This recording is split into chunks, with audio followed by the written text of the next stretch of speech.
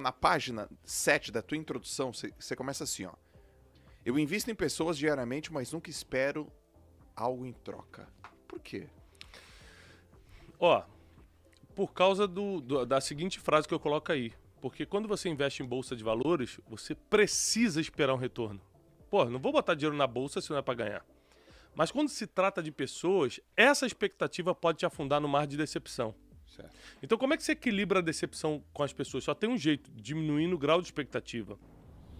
Então, se eu vou te ajudar esperando que você me ajude da mesma medida, eu já dei um passo rumo à frustração, porque é muito capaz que por mais que você tente me retribuir, você não retribua da forma que eu criei a expectativa, e aí eu começo a ficar contra você. Você nunca me fez mal, eu começo o João não é um cara sério não, pô. Ajudei ele nem me... Mas na sua cabeça você me ajudou, ou na sua cabeça eu fiz pra te ajudar e não tô esperando nada em troca, porque eu sou um cara espiritualizado, mas na minha cabeça eu criei a expectativa de receber algo em troca. Sim. Com certeza ele vai me mencionar na próxima live. Aí tu não fala de mim na próxima live? Eu falei, que isso, cara? Eu mencionei ele na live, como é que ele não me mencionou? Sim. Esse tipo de expectativa o ser humano cria demais e por isso se decepciona demais também. Porra. Cara, muito top. Aí tem várias coisas aqui, ó. Porém, é preciso que a nossa mente e nosso coração estejam vacinados contra as epidemias emocionais do mundo real.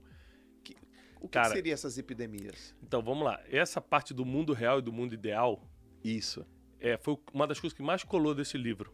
Tá. Eu estava em casa quando eu comecei a escrever esse livro, demorei 1 ano e 2 meses para escrevê-lo.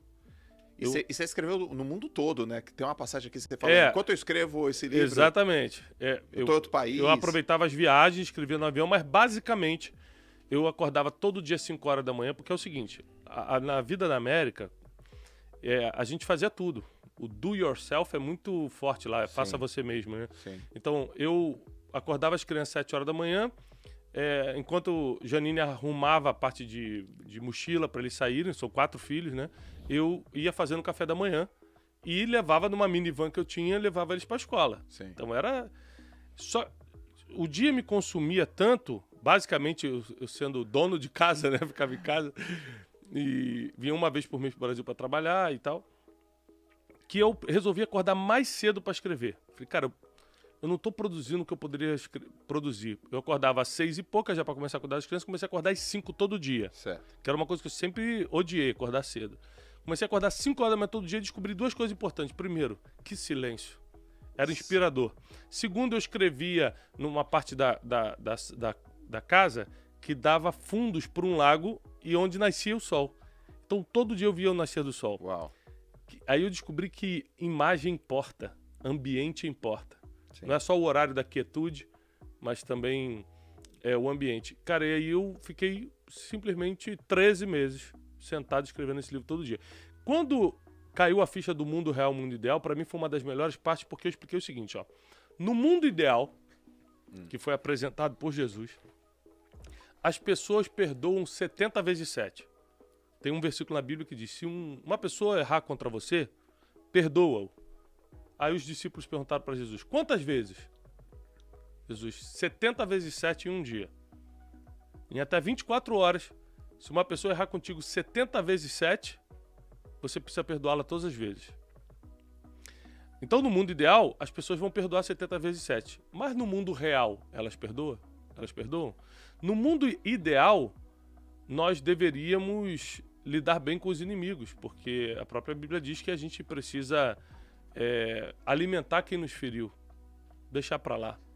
Alimentar no sentido, tá passando fome, eu vou te ajudar, não é porque você me feriu que eu vou me vingar de você. Sim.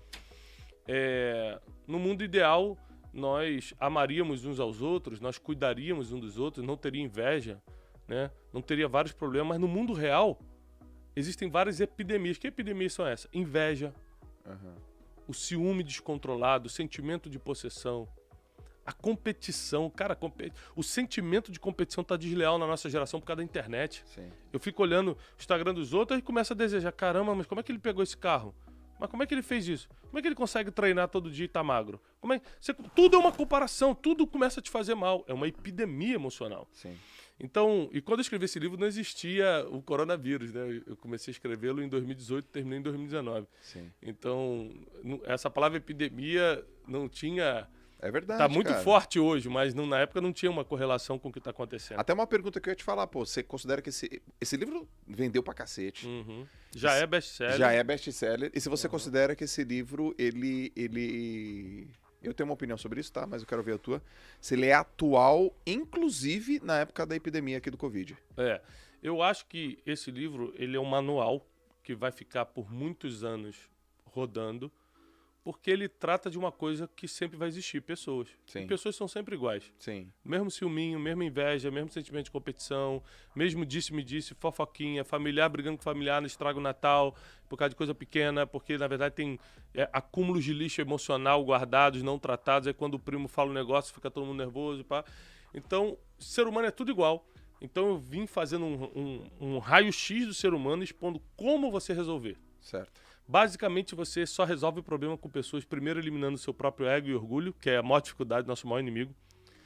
Ficando em silêncio, que é outra dificuldade, as pessoas querem sempre rebater.